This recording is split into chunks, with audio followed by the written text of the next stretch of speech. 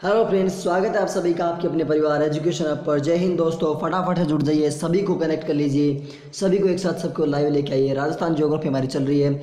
हमने देखो राजस्थान ज्योग्राफी के हम 4 पार्ट कर चुके हैं पहले। बिल्कुल सभी को जय हिंद, जय हिंद, जय Hind, good morning, good afternoon, good evening, सब कुछ आपको पता है क्या बोलना है क्या नहीं बोलना। बिल्कुल चलिए करते हैं शुरू। राजस्थान ज्योग्राफी पार्ट 4, ऐसे सॉरी 4 पार्ट हम पहले कर चुके हैं। देखो संभाग हम पहले पढ़ चुके हैं, जिलों का वर्णन हम मतलब पहले कर चुके हैं। उसके अलावा जो बेसिक इंट्रोडक्शन है उसके बारे में बात कर चुके हैं। आज हम बात करते हैं राजस्थान का सामान्य परिचय। जो राजस्थान का पहला टॉपिक है सामान्य परिचय, उसके अंदर आज हम चलते हैं। उससे पहले हम राजस्थान के जो मतलब मोटा मोटी जो स्वरूप है ना, वो हमने इससे पहले वाले 4 वीडियोज़ में देख चुके हैं। यदि आपने नहीं देखे हों तो वीडियो एक बार जाकर देख लीजिएगा, फिर आपको ज्योग्राफी में कोई प्रॉब्लम नहीं आएगी। चलिए करते हैं शुरू। राजस्थान का इंट्रोडक्शन की बात करते हैं। इंट्रोडक्शन मतलब राजस्थान है क्या। राजस्थान एक विविधताओं से भरा हुआ राज्य है।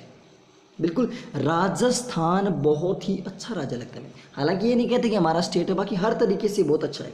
इसकी कला संस्कृति काफ़ी ऐसी चीज़ें यहाँ पे, और बहुत इसका इतिहास इतना गौरवमय इतिहास रहा है कि जैसे मतलब मेवाड़ की रियासत जो कभी भी आजीवन गुलामी उन्होंने स्वीकार नहीं की, तो सोचो ऐसी रियासत इसी राजस्थान में मिलती है।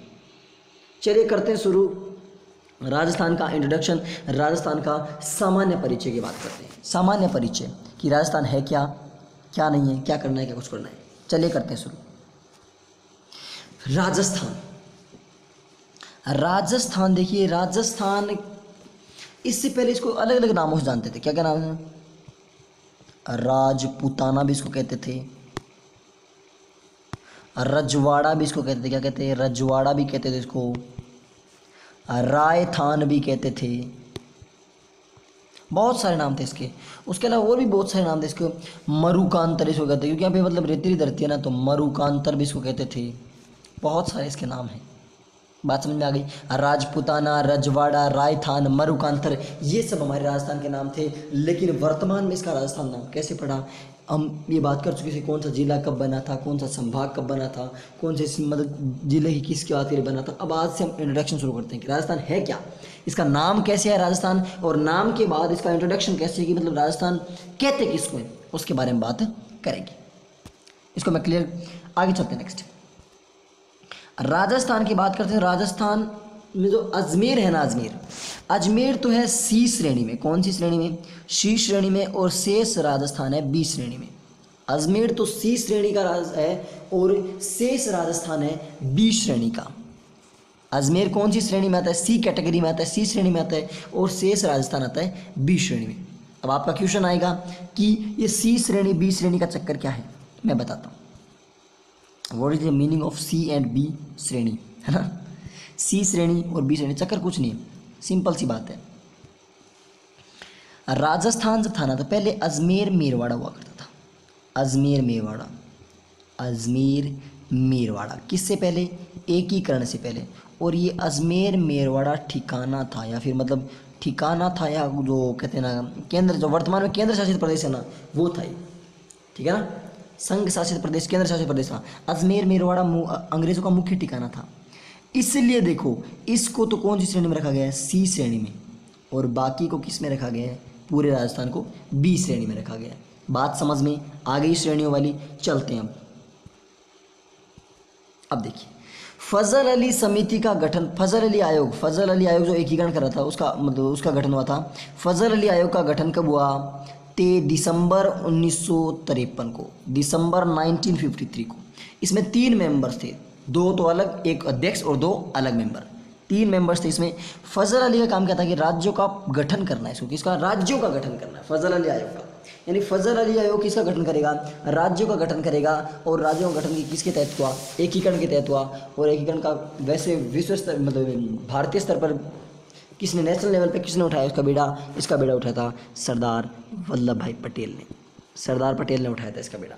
और लोग पुरुष ऐसे नहीं कहते सरदार वल्लभ भाई पटेल को, इनका मतलब ऐसी था कि एक बार यदि मतलब, अब ज़्यादा एक्सपीरियंस तो इनसे जवाहरलाल नेहरू थे सरदार पटेल से। थोड़ी सी आपको बात बताता हूँ।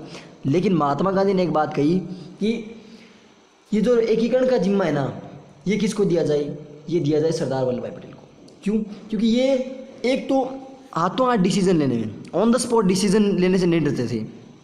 जब शायद आई थिंक जम्मू कश्मीर वाली साइड की बात है, अभी बीकानेर इन रियासतों की बात है, तो वहाँ पर जब रियासतें आपस में विद्रोह कर रही थी, बीकानेर वाली बोल रही हम पाकिस्तान में जाएंगे, तब वहाँ पे सरदार वल्लभ भाई पटेल गए। सरदार वल्लभ भाई पटेल गए तो वहाँ पर जाकर के उन्होंने देखा क्या हाल क्या है कुछ है, तो उन्होंने जाकर एक बात कही, बोली या तो चुपचाप आकर के इंडिया में मिल जाओ, या तो भारत में चुपचाप मिल जाओ, और यदि भारत में नहीं मिलोगे ना तो हमारी आर्मी से युद्ध कर लो। अब कहाँ उतरी उनकी इतनी हिम्मत, तो चुपचाप आकर के ये मतलब ऐसे इंसान थे कि जिन्होंने सिर्फ एक झटके में हाथों हाथ ऑन द स्पॉट डिसीजन के साथ पूरे भारत को एकीकरण कर दिया। चलिए करते हैं शुरू आगे टॉपिक हमारा। फजल अली आयोग का गठन दिसंबर 1953 हुआ। 3 सदस्य थे इसमें। राज्य में गठन का काम था। राजस्थान को महर्षि वाल्मीकि ने इसको मरुकांतर कहा। महर्षि वाल्मीकि कह रहे हैं तो किस में कहेंगे? रामायण में कहेंगे। तो रामायण में क्या कहा गया इनको? रामायण में राजस्थान को कहा गया मरुकांतर। क्या कहा गया? मरुकांतर। महर्षि वाल्मीकि ने क्या कहा? रामायण में मरुकांतर कहा। किसको कहा? राजस्थान को। राजस्थान को मरुकांतर किसने कहा? महर्षि वाल्मीकि ने। और महर्षि वाल्मीकि ने क्या लिखी थी? रामायण लिखी। तो रामायण में महर्षि वाल्मीकि ने राजस्थान को मरुकांतर कहा। आकार राजस्थान का कैसा है? आकार राजस्थान का विषम कोण। एक बार ये देखिए, पहले कुछ और नाम देखिए। ऋग्वेद में राजस्थान को ब्रह्मवर्त नाम दिया गया। ऋग्वेद में क्या नाम दिया गया? ब्रह्मवर्त। देखो इसमें भी री आ रहा है, इसमें भी ऐसे रेस आ रहा है, तो री रे ब्रह्मा ब्रह्मा। और ब्रह्मा वेदों के बारे में बात होती है। ब्रह्मा बात करें तो ब्रह्मा की वेदों के बारे में बात होती है। तो ऋग्वेद ब्रह्मवर्त। ऋग्वेद में क्या नाम मिलेगा राजस्थान का? ब्रह्मवर्त। रामायण में मैंने अभी आपको बता दिया मरुकांतर। रामायण में क्या मिलेगा? मरुकांतर। नैणसी की राज रूपक एक पुस्तक थी, उसमें इनका नाम मिलेगा राजस्थान। नैणसी की एक पुस्तक थी राज रूपक। किसकी पुस्तक थी? नैणसी की, मूणोत नैणसी की। उनकी एक पुस्तक थी राज रूपक। उस पुस्तक में राजस्थान का नाम क्या मिलता है? राजस्थान मिलता है। क्या नाम मिलता है राजस्थान का? राजस्थान का नाम राजस्थान मिलता है। वाल्मीकि ने क्या नाम दिया रामायण में? मरुकांतर। ब्रह्मवर्त कहाँ मिला? ऋग्वेद में मिला। और नैणसी की राज रूपक में क्या मिला? राजस्थान। मुगलों ने इसको राजपूता नाम दिया। राजपूताना भी नाम नहीं दिया, राजपूता, क्योंकि राजपूत रहते थे ना, और राजपूतों के लिए राजपूता नाम दिया मुगलों ने इसको। मुगल समझ गए आप लोग? बिल्कुल। बाबर, हुमायूं, अकबर, जहांगीर, औरंगजेब, शाहजहां औरंगजेब, ऐसे उन्होंने। अंग्रेज़ों ने इसको राजपूताना नाम दिया। क्या नाम दिया? राजपूताना। क्या नाम दिया अंग्रेज़ों ने? राजपूताना। किस किस ने? फटाफट बोलिए, किस किस ने दिया? ऋग्वेद में ब्रह्मवर्त, रामायण में मरुकांतर, नैणसी की राज रूपक में राजस्थान, मुगलों ने राजपूता और अंग्रेजों ने राजपूताना। ये नाम दिए इन्होंने। आगे चलते हैं नेक्स्ट। अब इतने जब नाम दे दिए तो राजस्थान के नाम दे दिया आराम से कि राजस्थान को इस नाम जाना गया। अब बात करते हैं कि राजस्थान का नाम राजस्थान कब आया। चलिए इसका भी डिस्कशन करते हैं। आकार कैसा है राजस्थान का? विषम कोण है, चतुर्भुजाकार या फिर पतंगाकार है। राजस्थान का आकार कैसा है? विषम कोणीय, चतुर्भुजाकार या फिर पतंगाकार। और ये आकार देने वाले कौन थे? टी.एच. हेंडले थे। कौन थे? टी.एच. हेंडले। टी.एच. हेंडले ने राजस्थान को किस आकार का बताया? चतुर्भुजाकार या फिर पतंगाकार बताया। चतुर्भुजाकार या फिर पतंगाकार बताया। चतुर्भुज के आकार का या फिर पतंग के आकार का। इस तरीके का है राजस्थान अपना, इस तरीके का है, तो इसलिए इसको चतुर्भुजाकार दे दिया। भारत की आकृति कैसी है? चतुष्कोणीय है, लेकिन राजस्थान की विषम कोणीय चतुर्भुजाकार है। ठीक है ना। ऋग्वेद में इसको ब्रह्मवर्त कहा गया। एकीकरण के दूसरे चरण में, कौन से चरण में? एकीकरण के दूसरे चरण में राजस्थान को राजस्थान कहा गया। और दूसरा चरण कब हुआ? 25 मार्च 1948 को। जब मैं आपको एकीकरण पढ़ाऊंगा तो आपको बिल्कुल अच्छे से याद करूँगा। 15, 25, 15, 30, 26, 1, ये सब आपको याद करा दूंगा बिल्कुल।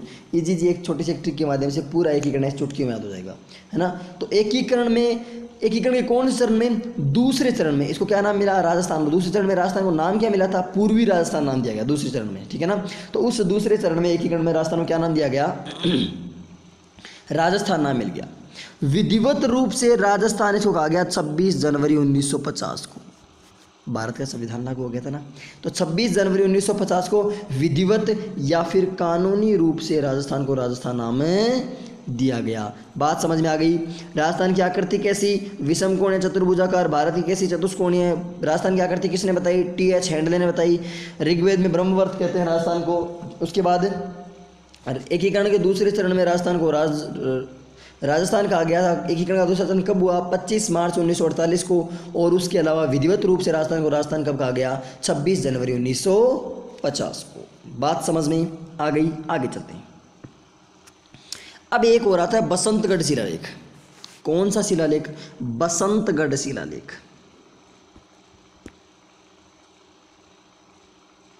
बिल्कुल, बसंतगढ़ शिलालेख में कौन सी खीमला माता खीमल माता मंदिर है। बसंतगढ़ शिलालेख कहाँ पर है, खीमल माता मंदिर है। कहाँ पर है, सिरोही में।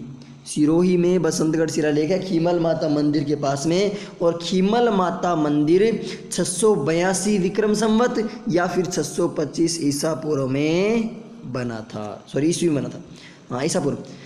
682 विक्रम संवत और 625 ईस्वी में बना था। इस बसंतगढ़ शिलालेख की भाषा है संस्कृत और इसकी लिपि है कुटिल। बसंतगढ़ शिलालेख की भाषा कौन सी है, बसंतगढ़ शिलालेख की भाषा संस्कृत और लिपि कौन सी है, कुटिल। सर्वप्रथम लिखित प्रमाण प्राप्त हुआ है। सबसे पहले लिखित प्रमाण की राजस्थान का नाम राजस्थान लिखा हुआ कहाँ मिला है, बसंतगढ़ शिलालेख मिला है। और यहाँ पे चावड़ा वंश के राजा थे वर्मलात।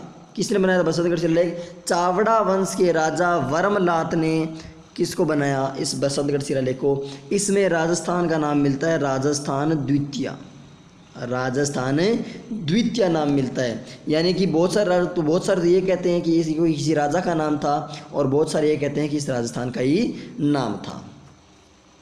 बात समझ में आ गई। यानी राजस्थान का सर्वप्रथम लिखा हुआ उल्लेख किसे मिलता है, बसंतगढ़ शिलालेख में। बसंतगढ़ शिलालेख कहाँ है, कहाँ पर है, सिरोही में। किसका मंदिर है इसके पास, खीमला माता का। कब है, 682 से 625। चावड़ा वंश के वर्मलात राजा थे इस टाइम। भाषा इसकी संस्कृत है, लिपि इसकी कुटिल है और राजस्थान द्वितीय इसमें नाम मिलता है। यहाँ तक बात आपके समझ में आ गई होगी। आगे चलते हैं। कमेंट सेक्शन में आप लोग कमेंट करते रहा करो, बताते रहा करो मेरे को कि कैसा लग रहा है, कैसा चल रहा है आपको, कैसा मतलब सब कुछ लग रहा है, ठीक है ना। अब राजस्थान का राजपुताना कहा, राजस्थान को क्या कहा गया, राजस्थान को राजपुताना कहा गया। किसने कहा, जॉर्ज थॉमस ने कहा। किसने कहा, जॉर्ज थॉमस ने। और जॉर्ज थॉमस की एक बुक आती है military memorials of mister Thomas, military memorials of mister Thomas. ये बुक किसने लिखी थी, विलियम फ्रैंकलिन ने लिखी थी। विलियम फ्रैंकलिन ने बुक लिखी थी। कौन सी बुक है, मिलिट्री। देखिए मैं आपको क्लियर कर देता हूँ, एक मिनट थोड़ा जूम करके दिखाता हूँ आपको ताकि आपको क्लियर दिख जाए।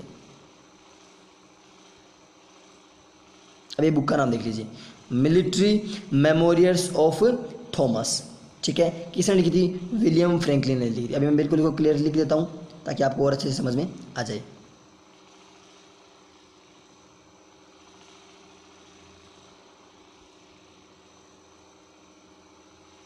अब सर फिट है, बिल्कुल परफेक्ट है। कौन सी बुक है मैं लिख देता हूँ।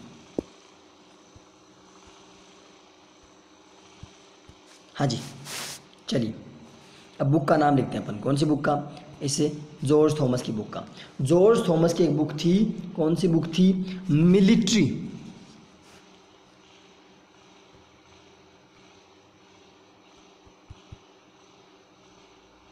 मिलिट्री मेमोरियल्स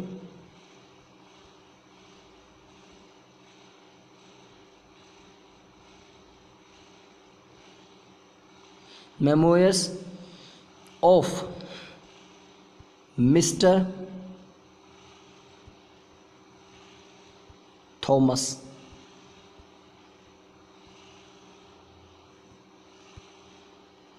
ये बुक थी military memorials of mister Thomas, military memorials of mister Thomas. और ये बुक किसने लिखी थी, विलियम फ्रैंकलिन ने लिखी थी। किसने, विलियम फ्रैंकलिन ने लिखी थी। किसने लिखी थी ये बुक, विलियम फ्रैंकलिन ने लिखी थी, military memorials of mister Thomas, ठीक है। कब लिखी थी, 1800 ईस्वी के आसपास लिखी थी। कब लिखी थी, 1800 ईस्वी के आसपास। इसमें राजस्थान का नाम राजपुताना कहा गया। इसमें किसको क्या कहा गया है, राजपुताना कहा गया। यानी जॉर्ज थॉमस ने क्या नाम दिया इसका?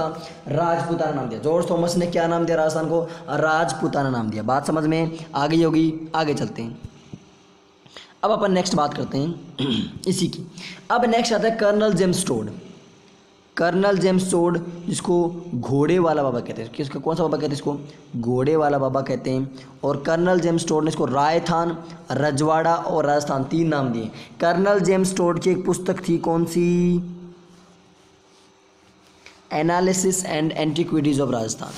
ये भी आपको लिख के बता दूँ मैं, कौन सी पुस्तक थी? Analysis and antiquities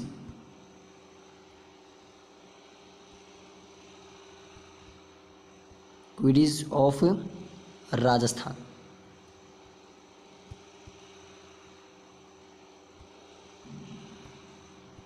analysis and antiquities of Rajasthan किसकी बुक है?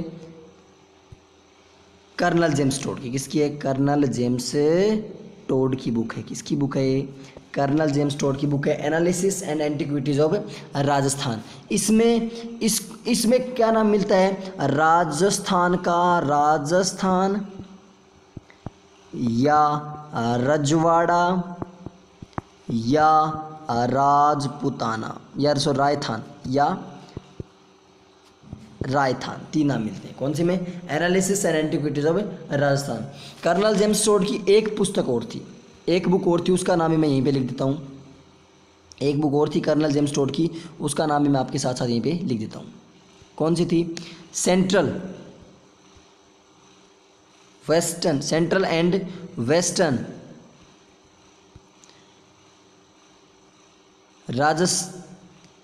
Rajputana, central and western Rajputana states of India.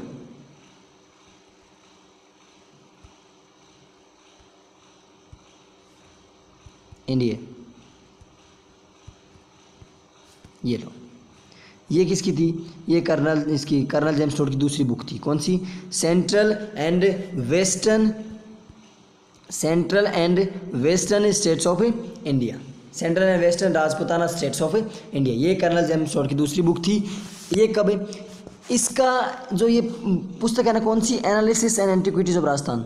Analysis and antiquities of Rajasthan, इस बुक का हिंदी अनुवाद किसने किया था? इसका हिंदी अनुवाद किया था गौरी शंकर ओझा ने। किसने किया था? गौरी शंकर ओझा ने। किसने किया था? गौरी शंकर ओझा ने। गौरी शंकर ओझा कहाँ से बिलोंग करते हैं? सिरोही से बिलोंग करते हैं। कहाँ से बिलोंग करते हैं गौरी शंकर ओझा? सिरोही से। 1829 में प्रकाशित हुई थी एनालिसिस एंड एंटीक्विटीज ऑफ, कहाँ पे? लंदन में। कहाँ पर? लंदन में प्रकाशित हुई थी। बात समझ में आ गई? यानी analysis and antiquities of Rajasthan और central and western Rajputana state of India, ये दोनों बुक किसकी हैं? कर्नल जेम्स टोड की है। कर्नल जेम्स टोड को घोड़े वाला बाबा की वे देते हैं। क्या कहते हैं? घोड़े वाला बाबा। ये बात आपको पहले बता चुका हूँ मैं। 1829 में इस बुक का प्रकाशन हुआ। इसका हिंदी अनुवाद किया था गौरी शंकर ओझा ने। कहाँ के हैं गौरी शंकर ओझा? सिरोही के हैं। बात समझ में आ गई? गौरी शंकर ओझा को राजस्थान का विश्लेषक कहते हैं। क्या कहते हैं? राजस्थान का विश्लेषक, क्योंकि उसने विश्लेषण किया था ना, तो राजस्थान का विश्लेषक कहा जाता है गौरी शंकर ओझा को। बात समझ में आ गई यहाँ तक? आगे चलते हैं नेक्स्ट। अब आती है आकृति राजस्थान की होगी। ये देखिए, central and western state of western Rajputana state इसका अन्य नाम है। इसकी अन्य नाम बोल दो, इसकी अलग बुक है। एक बुक है इसकी analysis and antiquities of Rajasthan, दूसरी है इसकी central and western Rajputana states of India.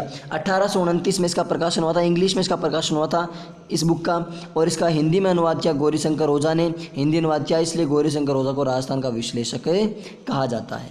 क्या कहा जाता है? राजस्थान का विश्लेषक कहा जाता है। किसको कहा जाता है? गौरी शंकर ओझा को। यानी राजस्थान के देखो क्या क्या नाम आए, मैं बताता हूँ आपको राजस्थान के नाम क्या क्या है।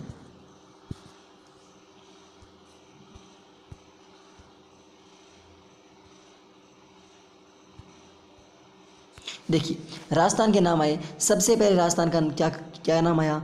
रामायण में सबसे पहले ऋग्वेद में आया था।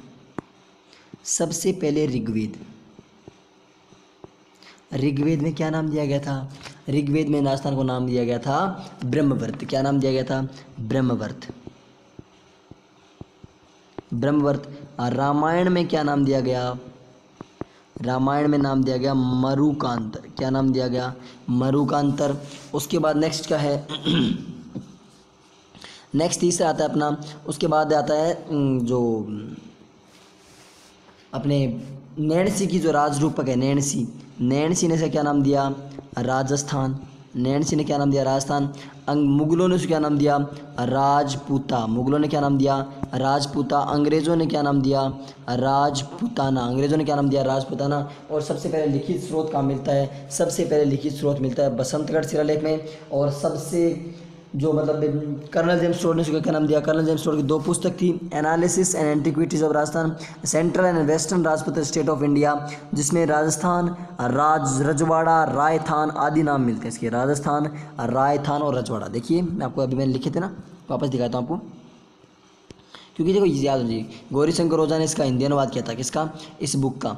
गौरी शंकर ओझा ने इसका हिंदी अनुवाद किया था। और गौरी शंकर ओझा को राजस्थान का विश्लेषक कहते हैं। क्या कहते हैं? राजस्थान का विश्लेषक कहते हैं। और गौरी शंकर ओझा कहाँ से बिलोंग करते थे? गौरी शंकर ओझा बिलोंग करते थे सिरोही से। इस analysis and antiquities of Rajasthan book का प्रकाशन कब हुआ? 1829 में। कहाँ से प्रकाशन हुआ? इंग्लैंड में हुआ। कहाँ पर हुआ इसका प्रकाशन? इंग्लैंड में हुआ। कब हुआ? 1829 में हुआ। यहाँ तक बात आपके शायद समझ में आ गई होगी। उसके बाद एक बात और रह गई थी, क्या? अपना जो एक और था ना पुस्तक, किसकी थी? एक और बुक थी अपनी, जो जॉर्ज थॉमस की बुक कौन सी थी? जॉर्ज थॉमस की एक बुक थी military memories of mister Thomas. इसका लिखी किसने? विलियम फ्रैंकलिन ने। और इसमें जॉर्ज थॉमस ने राजस्थान को क्या नाम दिया? राजपूताना नाम दिया। क्या नाम दिया? राजस्थान को राजपूताना नाम दिया। उसके बाद बात आती है कि एक अपना बसंतगढ़ शिलालेख। कौन सा शिलालेख है अपना? कहाँ गया? बसंतगढ़ शिलालेख। ये रहा बसंतगढ़ शिलालेख। किसने? खीमल माता के मंदिर पर बना हुआ है। खीमल माता के मंदिर के पास बना हुआ है। 682 विक्रम संवत का है। कब का है? 682 विक्रम संवत का, या फिर 625 ईस्वी को बोल दो। 625 ईस्वी का। इसमें 57 घटा हुआ। देखो इन दोनों में अंतर होता है, ईस्वी और जो विक्रम संवत है इन दोनों में अंतर होता है 57 का। 682 माइनस 625, इसमें से घटा कर यदि आप देखोगे ना तो 57 ईयर का आएगा। यानी अगर आपको ये दे दे तो इसमें 25 घटा दीजिए, ये आ जाएगी, और इसमें 25 जोड़ दीजिए, आपकी ये आ जाएगी। 57 वर्ष का अंतर होता है। कितने वर्ष का अंतर होता है? 57 वर्ष का अंतर होता है। बात समझ में आ गई? 57 साल का डिफरेंस है इन दोनों में। अब चलते हैं पीछे वापस। बसंतगढ़ शिलालेख किसका है? खीमल माता मंदिर के पास बना हुआ है। चावड़ा वंश का वर्मलात राजा था। चावड़ा वंश का राजा कौन था?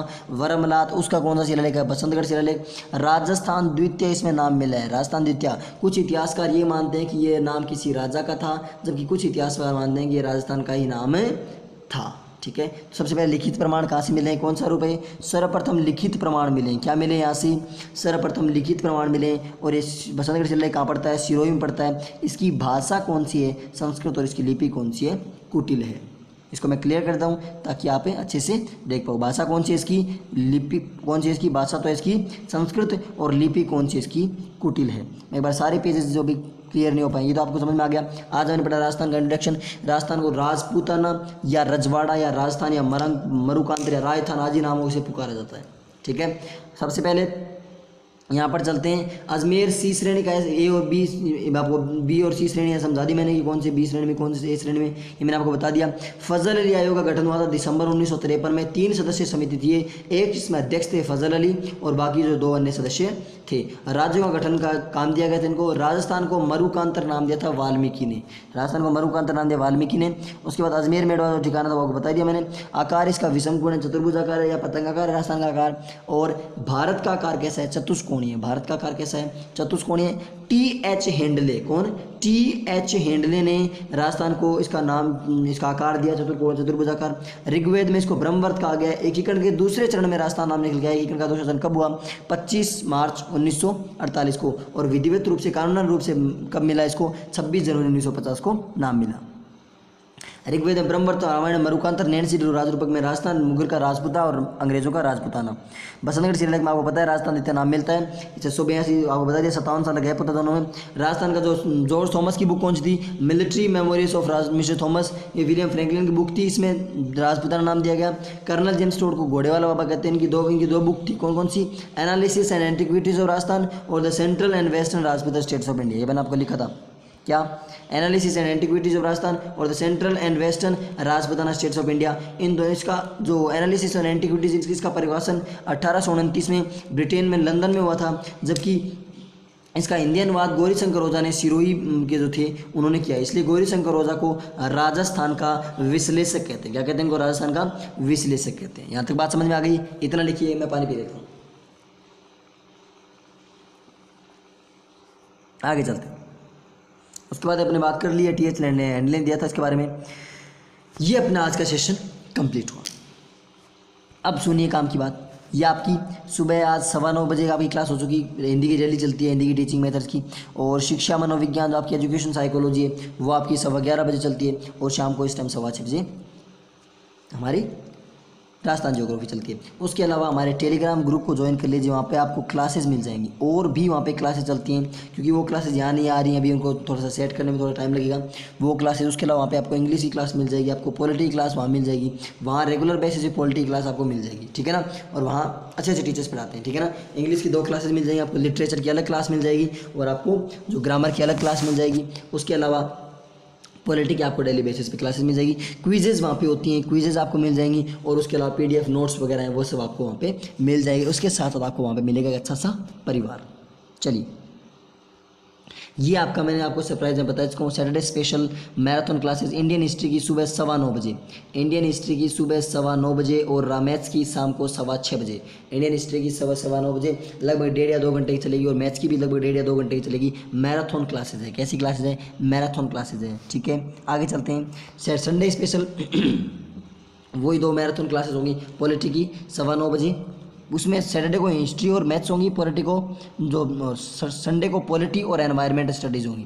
पॉलिटी और एनवायरनमेंट स्टडीज़ की मैराथन क्लासेज होंगी। स्क्रीनशॉट ले लीजिए, दोस्तों को शेयर कर दीजिए इसको, ताकि वो लोग भी। और ये जो क्लासेज होंगी सभी एग्जाम्स के लिए होंगी। कौन से एग्जाम के लिए? जिस भी एग्जाम की आप तैयारी करें उसके लिए होंगी। वीडियो यदि आपको अच्छा लगा तो आपको वीडियो लाइक करना है, शेयर करना है, और यदि आप हमारे चैनल पे नए हो तो उसको सब्सक्राइब करना है और कमेंट करके आपको बताना है कि वीडियो कैसा लगा, कैसा रहा, कैसे क्या कुछ किया जाना चाहिए। और हमारे टेलीग्राम ग्रुप को ज्वाइन कर लीजिए और इस चैनल को सब्सक्राइब कर लीजिए और पास में रखे बेल आइकन को प्रेस कर दीजिए। आज की वीडियो के लिए इतना ही, मिलते हैं नेक्स्ट वीडियो में। तब तक के लिए अपना ध्यान रखिए, अपने घर वालों का ध्यान रखिए। कोरोना पैंडेमिक में सरकार का और सरकार के कर्मचारियों का सहयोग कीजिए। वंदे मातरम, जय हिंद, जय Bharat, and thank you for watching.